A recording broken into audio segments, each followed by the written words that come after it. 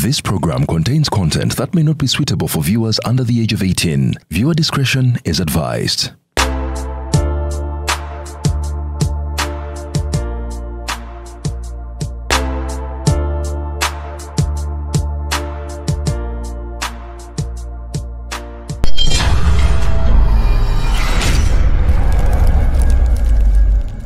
Your home is more than just a space. It's a reflection of your style, your comfort, and your dreams. At Layout Interiors, we bring those dreams to life, crafting breathtaking interiors with the perfect balance of beauty and functionality.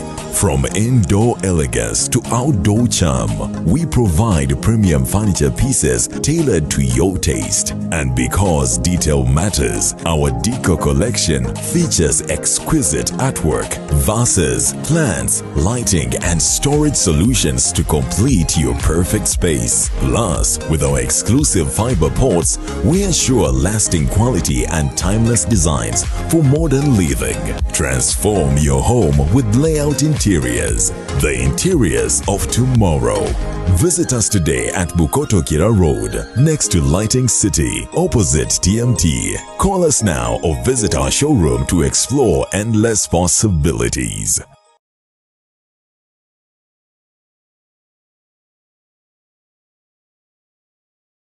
Mbadde ka interview kalungi mama Black Man. Wenno linga byakulya. Naye mukwano badde nyinamu obuzibuzibu. Nyina wenjagala okulaga wano speed naye bwe nagenda n'emmotoka nga nekoze delivery ekisajja kino tekigenda kumpa. Okyekola delivery. Kanekola delivery naye. Ndakola nti naye wa boda wa. Wano mukyanja wano. Ate ffe tukyabikola ebyo. Mayema mujja ne musula eri essonde ne mulowooza nti simanyi n'okuba n'owa boda wange. Kubanga obutuufu ngenda kuleka wano emmotoka naye kati walifunye omuntu gw'okubira najja nanona speed. Affe wano tukozesa Ride Now app. Ogimanyi? Ride Now. Ofunirako.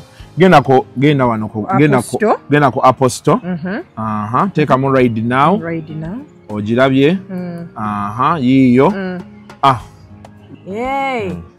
Ebintu byabwe dakiika 2. Dakiika 2. Nga bangi. Nga bakufunye dda. That is nice. Kati omusajja mugenda kumunyamunyamu. Nyam luseke nyam sawa yakwekola delivery omwana ow'obuwala nga this is nice. Kwetwale dakiika nga 2. Dakiika nga 2. And twice. Kati owa boda wuuno. Mama nga yangu yazze mangu. Azze mangu andi gye bayita Ride Now. Owaayo omukyalo ono nedda mukwano otuula mabega. Mwamanyira okugiraba oti muwereyo erumenti yino. Erumenti. Oyambale saagala okube mutwe wansi. Omutwe gwe gutambuza food for the soul. Nansooke ngitwale ku delivery. Mukwano tugende. Bosi omutuusa bulungi. Ngambako ng'otuuse. Ekyo kye bayita Ride Now, let's ride. Aliya luzungu kade kazuku tujikole sawa namba luzungu. Luzungu tugenda muza kujere kutoka ntoko ndimbuzi ndyefuno sizalisa mukazi kati ndi muto gwasa sule ewana akyala abulora bababbi abakyala wele somuyomba inyembuto katonda ya chembuto genda weji waminge yabaweereza buno bukeke obutini singa babu mutwale bamusonseka mukamwa bwonna n'abufulumiza mu nnyindo kibwalina guno omuggo gwa Musa white star premium detergent waliwo wanangali ebola y'akasajja kasendi kalimba bannange esendi bannange.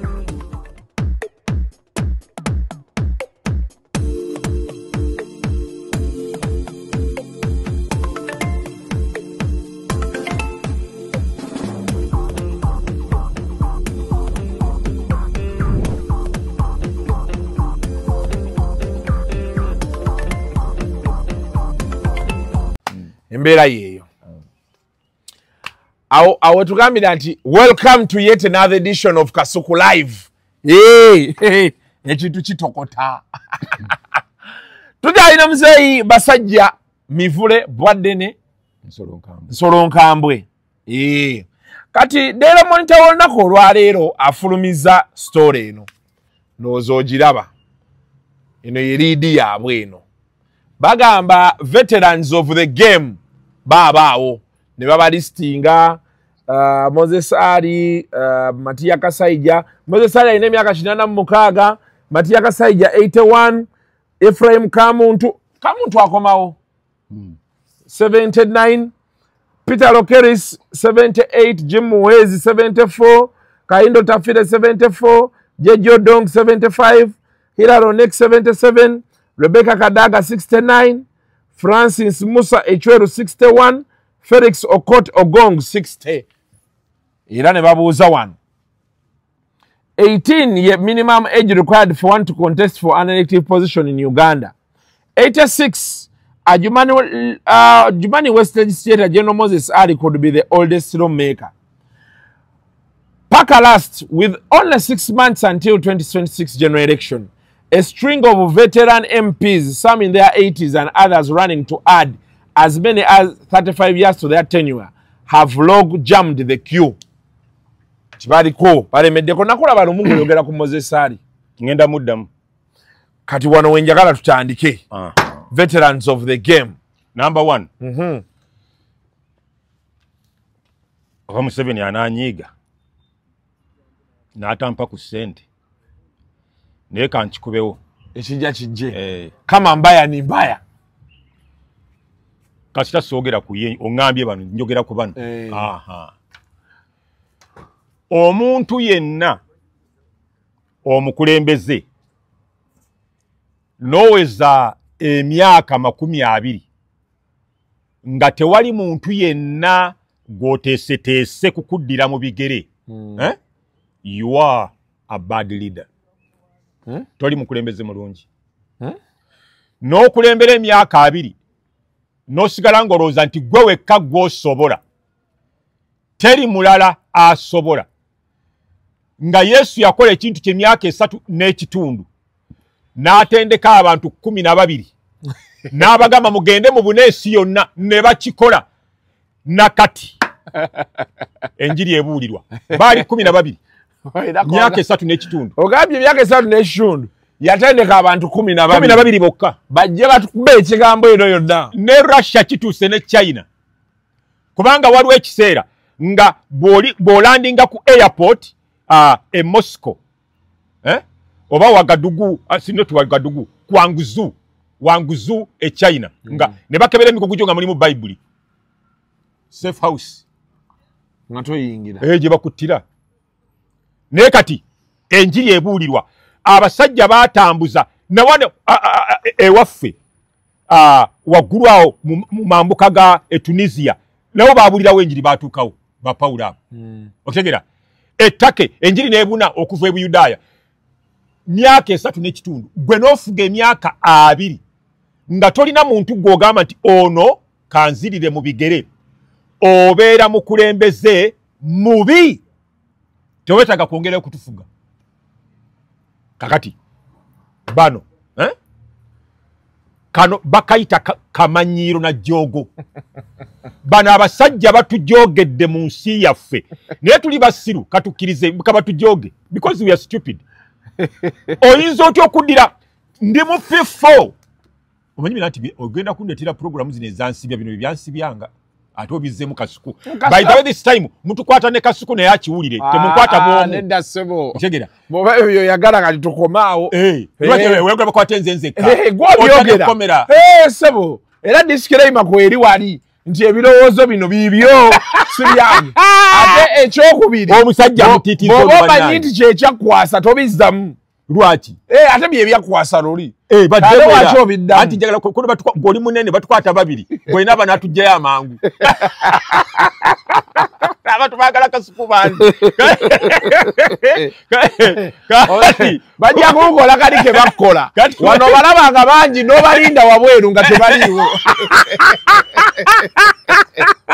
abantu wano bawoza abantu beeyongedde okwagala kasuku beeyongedde omwagala bakuteeka mu kaguli nga teri n'omu ogenda ofuluma nga bagamba netwamulaba nga twamugamba netulaba ayiseewo waliwo olusi lwayitawo na bulwi naye bakuwaana kasuku waffe tokijjaako muliro kiwa omuliro oyogowanesere gw'obozza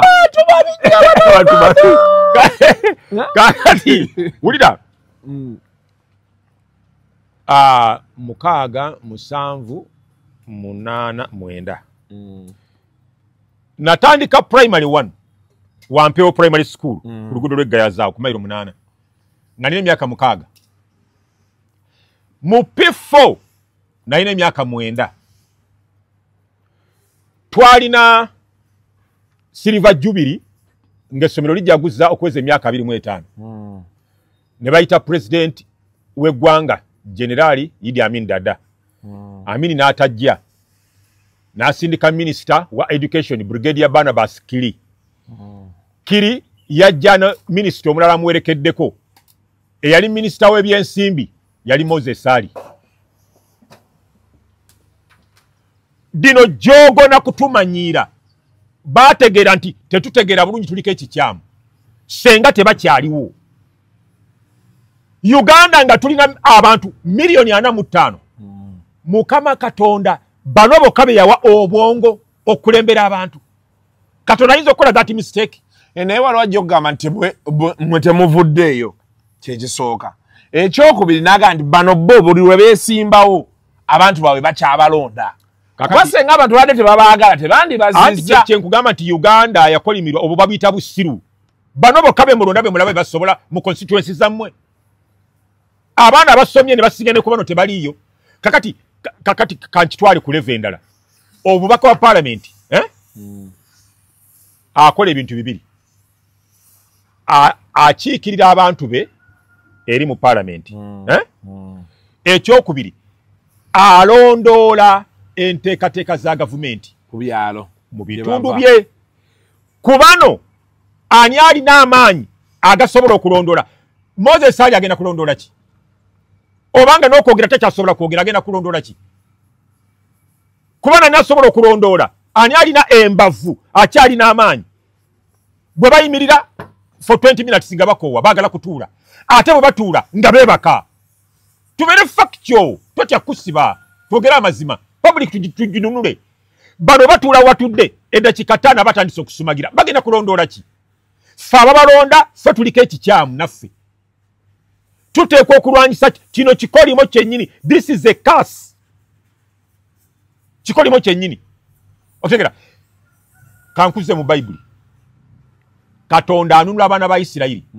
abajja e Misiri atuuka mu kkubo Musa asobya Katonda amwettira yalonda Yoshua Yoshua yatuusa abaana ba Isirayiri mu nsi ensuubize tekisoboka kuba nti omuntu ali omu era na kino nkigamba President Museveni totya uli ekyendeeta tukakankana nenga otya nnyo kasuku genda maaso otya nnyo naawe kisusse Mwami Museveni olunaku lumu yagamba nti nze ndi Musa Katonda yaŋŋamba nunule eggwanga lya Uganda Musa bwe yanunula abaana ba Isirayiri mu mukono gwa Falaawo e Misiri teyabatuusa mu nsi nsuubize okubagabanyiza obugagga yakoma mu kkubo omujaasi yenna Mwami Museveni wandikomye mu kkubo kati senga mulala yafuga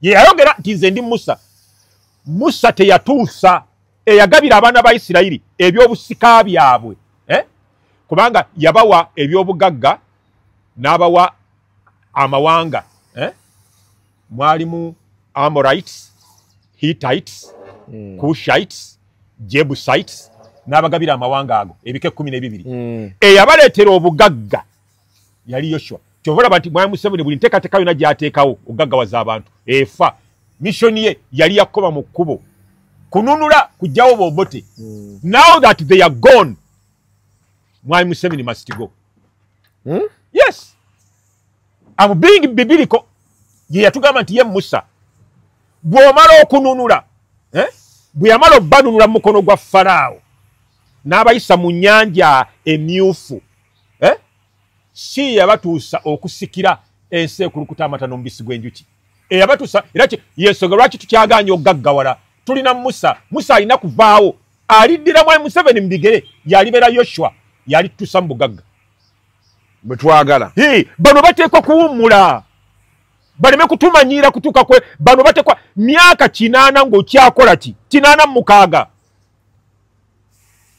n'okwogera tosobola okutambula tosobola okuyimirira tosobola Kati really kati Ephraim Kamuntu nga tukyali mu ssomero bano be bali mu mirembe gy'abagundi ba Obote Bakamuntu okomawo okukola ki by the way guno mululu bano bakiri mululu tebasobola kutukonvinsinga in the face of God nti be basobola okuweereza abantu okusinga abavubuka abato mululu gwe gubakomyawo tewali kira bano mululu bano guno mululu gwe gubakomya mululu nothing else myaka 7 okuma okukola ki lokoris teri bantu basomye ewaabwe ekalamojja 7 obeera okaddiye ennyo Allah ate oyinza ogaa nti oba tokaddiye ennyo obeera okiitinga the younger generation batugamba abavubuka be bakulembeza ab'enkya ne mulemera mu kintu ne tumana naffe ate okula ne tukaddiwa naffe tufe nga temwe mukyalimu kwagamba eggwanga mba mwaligula this is very wrong cheating actually bano batucheatinga okiraba twayimba we are the leaders of tomorrow's Uganda tekisobola kukola bano bakisse kasi kogenda kaddiwoofe nga bano bakyaliwo ebifo beremeddemu kyenagambye luli mu program endala eri it's a matter some issues need to be approached with discipline kubeera na discipline ga naye bannange tuweereze ekimala katuve ku stage n'abalaba gye bazinemu nabo bazinemu ne stage gwe really kakati ono bwolaba akafaananyi kali nga Mwami Museveni alayira nga yakava mu nsiko ku parliament eyamuli ku lusegeri yali Kahindo Otafiire akomawo Museveni atufuzaana Kahindo Otafiire abadde mulayi mulayiti be bali mu gavumenti okyakola mukomawo kukola ki Bannayuganda ffe tuliko ekikyamu era bano tebandi baddewo bano senga tetwaliko kikyamu ate na bano tobanenya bategeera tuli baddofi bano bandi badde Kamuntu ng'okomawo okukola ki Katonda ali mu ggulu Kamuntu akomawo okukola ki bano babakyagane mu bibuuzo nga tuli wampi wawo mu primary 7 anedda bannaye ati nasoma ku Obote wakana ki kati nga bakubuuza kibuuzo ki kyolina okuba ani minisita wa gundi noddamu nti ki Ephraim Kamuntu otegera bano babakyagane mu bibuuzo wabula bannaye kati oyinza okwogera nti Moses Ali tiyajjanga mu bibuuzo nti ani minisita wa finance ne muddamu nti ye nti Moses Ali otegera so bano kujoga abakulembeze ab'omulembe guno bandi badde younger than these people naye bano balina omululu okigera baagala kubanga buli kiseera be bali abokka guno mululu ekyokubiri waliwo abantu abazza emisango nga bw'avaako ebitabo bigenda kubikkulwa baagala buli kiseera babeere mu bifo ebyokumwanjo omanyi bobeera mu bifo ebyokumwanjo ne Mwami Museveni abagamba obutakutaataaganya okimanyi Kasuku Museveni n'amala avaawo abagenda okubeera mu makomero bamanyi obungi Allah ng'oggyeko omululu abalala ekibakomyawo they don't want to sink into political oblivion babeerabire fayiro zisobola okuvaayo nga tekyalina connections kati baagala kubeera mu limelight nga ali connected alina waakuba akasimu DPC n'amugamba nti gwe gawe muleke otegera Mwami Museveni n'avaawo waliwo be tumanyidde ddala faamu zonna gavumenti y'Obote ze yatulekera ez'emicungwa ez'ente bazitwala Mwami Museveni ava ogenda kuwulira embaga sababusabi bulamu otegera ettaka lya gavumenti ne balibba balina bw'oba tolina kyokweka gw'okimanyi nti ensimbi emisango egimu gijja kuddamu giggulwewo ensimbi z'ab'omusujja mukenenya byali bisatu za gavi mwalimu ez'omusujja eza mukenenyo bakyekirala gwokimanyi nti ezo fayiro zijja kuvaayo ziddamu ne zibikuka kyekibagaana fayiro zigenda kuddamu zibikkulwe kyona tebaagala kugenda baagala kubeeraawo kumpimpi tobakwatako nga President Museveni akyaliwo bwebanga tebalina bye baakola lwaki tebaagala kugenda waliwo ettaka kati erya gavumenti eryenjeru erya faamu ekwali ebisolo bya gavumenti okutegeera ebyo bye batya bwe bageza ne bava mu limelight fayiro zijja kuggulwawo kyekibatiisa okutegeera kakati tulina ensimbi ezibbiddwa mu bitongole nga eby'enguudo eby'amalwaliro nze waliwo story gye nali investigatinga nga omu minisita bamuwandiikira mu kitongole kya health nti njagala $2,000,000 n'akwata kakiiti ako ono yali deputy n'akawa siniya we n'approvinga $2,000,000 tebaabasiba. Ensonga z'ettaka ensangi zino zafuuka nzibu okwewala katembo oyo yenna. Dduka mu Honest Estate Developers ofune ettaka eritaliiko ndooliito. Baguddewo estate zaabwe empya omuli Gayaza Kiwenda Phase 5, Mabombwe Phase 6 ne 7 ne Gobero Nampunge. Songa ne mu estate zaabwe enkadde poloti esigaddeyo ntono ddala. Hoima Road nga Nansana Bujuuko, Namusera Bugembe, Namusera Phase 3, Kachiri Mwera, Kachiri Magogo, Gobero Muguruka Phase 1 and 2, Wakiso Kasengejje ne Kachiri Simba Mannyo. Ku Lwentebe balina Nakawuka 0 Phase 4 ne Sisalutaba Expressway ate Namugongo Sonde ne Namugongo Misindye. Amazzi n'amasanyalaze weegali bw'ogula kyapa ku mmeeza tuzimba n'okutunda amayumba agawedde. Honest Estate Developers tusange ku Martin Road mu Kampala okumpi ne roundabout ya Aga Khan ku Mankeshwa Building. Essimu noti 772 57 28 73 oba noti 7 57 28 73. So balina bye bakweka tewali nsonga ebagaana kugenda era bana abamu kube akyabakwatiridde ye Mwai Museveni kubanga luli ali bano bakyayagala ki nobeera mu parliament emyaka 2 obeera n'abiri ng'oli otuse emyaka 5 wayingira olina 3 kati olina 5 osobola kupushingayo another 10 n'ogenda mu 60 naye already obuzaayo gumu okuweza 8 you are coming back. Ne question eriwo basajja Mivule. Should it be about the age or the service delivery? Kubanga ne mu opposition waliwo bagamba nti babadde mu bifo emyaka 2 naye bagamba anti kati wali question yeje mbuuza nti oli bamugamba baddeyo emyaka 2 naye kati alina bagamba ate nawe ogambye nti wano after 20 years nga oli mu kintu you should be able to let it go for other people. Kati bali bagamba nti ne bana bo mu opposition abadde ebbanga baveeyo argument eri nti it is not about how long I've been there, it is about representing my people. So betotuuka waawo we may have a 79-year-old who has effectively represented his people. Taliyo bwe kiba kya parliament bw'otuuka myaka 75 weetaaga n'obeera mu bizinesi zo nga gw'okulira bizinesi zo osobola okuzimanaginga bulungi. Mwami Museveni awa bano ogwa minisita yatuula ku programu emu ku TV ne bamubuuza bw'oliweza emyaka 75 olikomawo n'agamba possibly not. Ne bamubuuza lwaki n'agamba ku myaka 75 n'obwongo buba tebukyanasula bulungi ne viga ebeekuweddemu.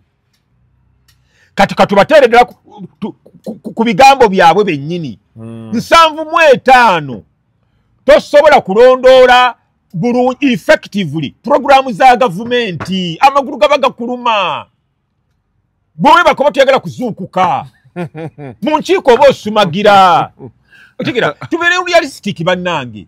Mwai Museveni nyini bwe yayogera okutegera kakati bano baba tebakyalina kye basobola ng'obuzayo omwaka gumu oweze 8 kati oyagala kujja okiikirira abantu ku myaka 85 tosobola. Laba Biden ebyamutuuseeko okutegera Moi gundi Kibaki yayimiza ku podium okwadressinga abantu empale nevaamu neegwa ebyo si bye twagala.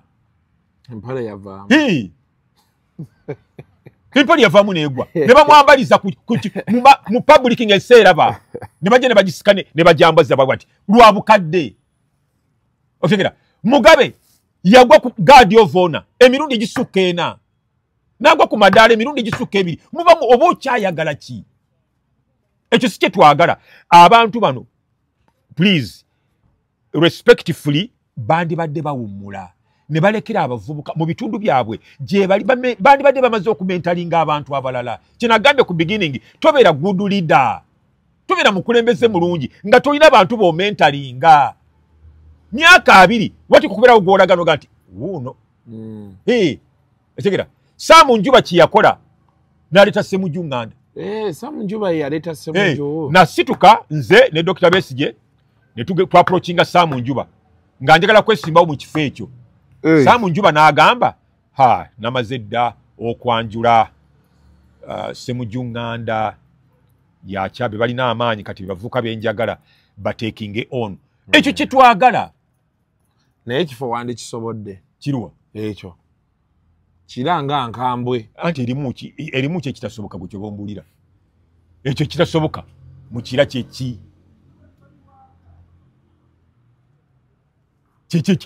basajja mule kyesisobola. Sebo nze nazaalibwa kuba mukulembezi nga kyekisobola abo abantu abo anti bano abantu omukweteekako bibatatikwa kukola bazitoowererwa nalabye kati mu campaign ezigenda maaso mazima obulimba bwennyini bwe munonda njagala kusookera ku masomero gaffe yale obulimba amasomero mupya okola ki ku masomero mulaba enguudo zaffe obubi bwe ziriko okole ki nga olwo kino ekivubuka kyammwe kino kyeyita kinnamawulire ate Kasuku ekyo nakyo nno kyadressingako abantu bangi public abayita bannamawulire okugenda n'osoma amawulire ku TV tobeera munnamawulire. Journalist ekigambo kye kyatulema mu Luganda oyo abeera musomi w'amawulire. Munnamawulire kitegeeza journalist. Kati abantu si ba journalist beyita waliwo ekisajja kiri awo kibeera ku TV okwo kikwatakwata abakazi kitigatiga abawala. Nze munnamawulire wammwe agenda okukola ku nsonga zammwe bannamawulire. Nze eddoboozi lyammwe agenda okubeera eddoboozi lyammwe bannamawulire. Ssemujju Nganda myaka 2 bannamawulire babakuba emiggo ng'ente gw'okole ki? Naye kiki ekikulowoozesa nti ye tasobola? Anti akole ki? Tubule kyasobola anti Ssemujju kyakola no nakisobola. Mbundi nga Ssemujju gyali naye alina kyakola. Anti laba balina bye bakola ebyo sibigaanyi. Nkugamba ku ddoboozi lya okole ki? Ku mbeera ya bannamawulire bakole ki? Ssenyonyi gyali munnamawulire, Ssemujju gyali munnamawulire, n'abalaba baddeyo. Emiggo gyali girekedde awo kigamba nti saagala bulimba. Okubakuba kiboko okubamenyera kamera kyali kirekedde awo. Obwo bulimba ebirala bajja bikola babikola. Maybe bayinza okuba ate tebataddewo omugongo gumala ku lwa bannamawulire nga yajja kikola. Ateko omugongo astopinge ki? Tumuwe benefit of doubt. Astopinge ki? Tumuwe benefit of doubt. Abantu bababuulira amazima bobadde n'ebbali nga temuli ku mpewo akugambye nti omusaala amazima genyine ku TV tegukyamala kangende ku parliament ndye ku sente mu gavumenti eno kakati laba nze nkugamba nga bwe nagamba Bobi Wine abantu bonna baali batyo okumwogerako nze nasooka okumwataakira abala bonna bannegaseko bwegasi nali mu Uganda nga ndyogo yamukubirawo from day one naye ate wamala n'omwegattako ate nenkola ki namwegattako ddi segatangako namugamba nti bano abasajja abaava mu nsiko eyo si strategy ebasiguukulula tubepankirako njagala kubagerako nze munnamawulire wammwe agenda okubalwanirira tosobola bano abasajja abaava mu nsiko tebabamanyiira balina agenda yaabwe you either fit in or resign. Tumaliriza tutya Lubongoya Mufumbira Nubianili bonna bagenda mu parliament, they are fitting in mu kintu kya Museveni. Parliament ly'essiga eryokusatu erya gavumenti ya Museveni. Babivaako nabagamba nti bano abasajja abava mu nsiko Katonda yabasobola yekka oba bo bokka bebesobola okwejjirawo ono ne beetekerawo ono. Tosobola kumanyira basajja bano n'ovuma n'obawemula n'obadiscreditinga n'obadifaminga oyo fala tosobola. That's not the way you handle bano abasajja ba ate gwe oli munnamawulire. You should teach the public more than kuba kati ffe tukaddiye tugenda ffe bannamawulire tetulinaayo muntu yenna yava mu nsiko abayaaye ne bamuggyako.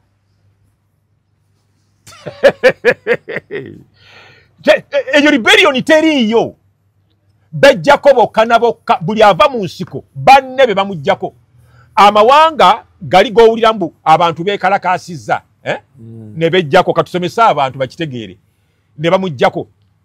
Aga amawanga boogera olulimi olwo. Tuli amawanga wano 50 omuganda bw'atandika ekintu ng'abasoga baga abaganda batujooga obwedda tebakyeteekamu. Bali boogera Allahu Akbar bonna milioni 2 ne ziika mu state center.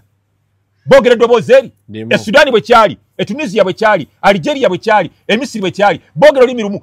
Wano bwe tutandika ekyaffe nga Bijirwa agamba nti abasoga bannanga abaganda batufuza ebbanga ddene kati Bijirwa atandise kiki naye. Okiraba abakyoli nga batwesamba bodongoto nga baga nti aha era abaganda waki tugatta n'abala tuli amawanga mangi tetukisobola. Ekyo kikoleddwa mu mawanga gali mu mambo kati tukisobola. Wano bana abasajja tebabasinikirako mannyo. You either join them, sit at home and resign. Bamaliriza tulwanyisa dictator, twagala kujjako dictator bakivaako dda. Kati bali mu parliament. Tetugenda sukawo wano lunaku lwa leero. Tweyanziza nnyo obudde buli lwojja wano, it's always a pleasure. Tweyanza nnyo tweyanzeege bintu byotubuulidde katusuubire nti abalina kye mulonzeemu mukironzeemu then abasigadde era nga bulijjo tugenda kuba mu comment section tubeere nga ate tukubaganya ebirowoozo kubyogeddwako ku bintu bino wammanga. Until next time mubeere bulungi. Njagala kutwalibwa Museveni olye ku ssente. Mweraba. The views expressed on Kasuku Live do not reflect those of the hosts, producers, or management. They are solely of individuals providing them and do not represent or reflect the official policy or position of this YouTube channel.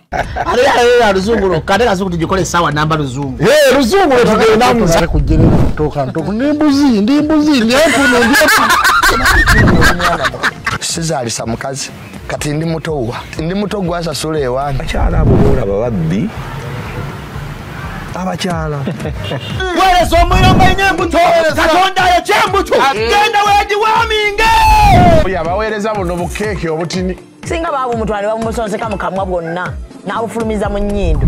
Kibwa alina guno omuggo gwa Musa wayitista premium detergent. waliwo wanagambye embuula y'akasajja kasendi kalimba bannange. Esendi bannange.